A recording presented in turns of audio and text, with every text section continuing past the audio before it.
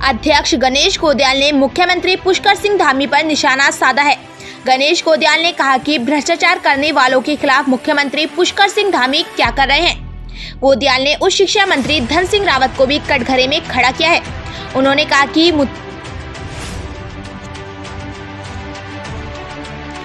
कहा कि उत्तराखंड मुक्त विश्वविद्यालय में 56 भर्ती हुई हैं। आखिर उस भ्रष्टाचार के मामले में सरकार कोई कार्रवाई क्यों नहीं कर रही है। सहकारिता विभाग में दूसरे राज्यों में परीक्षा क्यों कराई गई, इसको लेकर सरकार ने कोई कदम क्यों नहीं उठाया। हरिद्वार कुंभ के दौरान कोविड-19 टेस्टिंग के घोटाले भी सवाल उठाया। उन्होंने कहा कि सरकार भ्रष्टाचार करने वालों के खिलाफ कोई एक्शन नहीं लिया है। समाज कल्याण विभाग में भी घोटाला हुआ है और भाजपा के एक विधायक के नाम भी सामने आया है, लेकिन सरकार ने अभी तक कोई एक्शन नहीं लिया। गणेश गोदयाल ने कहा कि 4.5 साल तक छात्र छात्राओं की याद नहीं आई।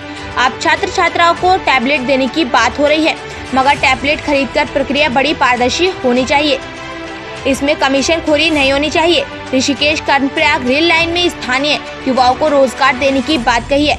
उनका कहना है कि स्थानीय युवाओं को रोजगार नहीं दिया गया तो कंपनी के खिलाफ लोकतांत्रिक तरीके से कांग्रेस पार्टी विरोध करेगी। उन्होंने कंपनियों को 1 सप्ताह का अल्टीमेटम दिया है।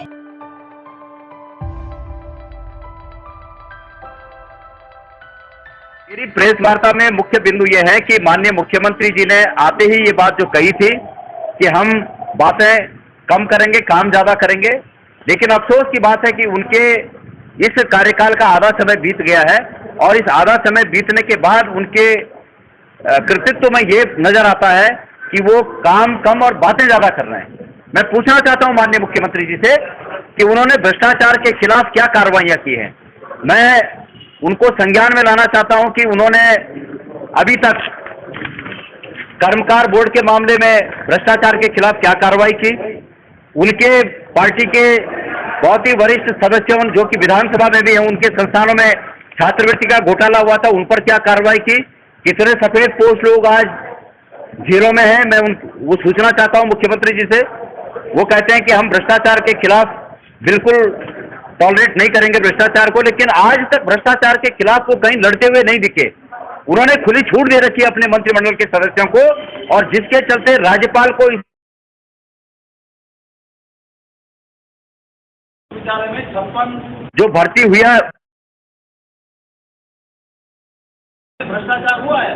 मैं पूछना चाहता हूं माननीय मुख्यमंत्री जी से, उन्होंने अपने उस मंत्री को और भारी मंत्रालय देकर और दूसरे मंत्रालय देकर भ्रष्टाचार को क्या सह नहीं दी है।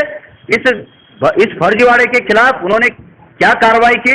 मैं पूछना चाहता हूं कि सहकारिता विभाग में जो भर्तियां हुई, उत्तराखंड अधीनस्थ सेवा चयन आयोग जैसे संवैधानिक और योग्य संस्थान को छोड़कर उन भर्तियों के लिए एक बाहर की प्राइवेट कंपनी को चुना गया, उसके पीछे क्या कारण थे। वो परीक्षाएं जो अभ्यर्थियों के चयन के लिए जो परीक्षा आयोजित की गई उस कंपनी के द्वारा, वो परीक्षाएं राज्य के बाहर क्यों हुई। मैं मुख्यमंत्री जी से पूछा